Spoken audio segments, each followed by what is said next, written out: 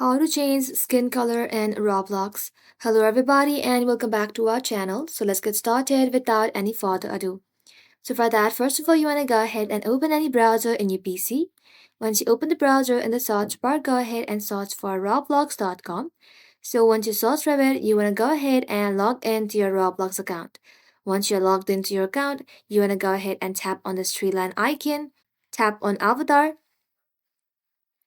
and once you're inside the avatar section, you want to go ahead and select head and body, and under head and body, select skin tone. And just like so, you'll then be able to find all of these skin tone available in Roblox. So go ahead and choose one of them, and then it's gonna show you a preview in this box.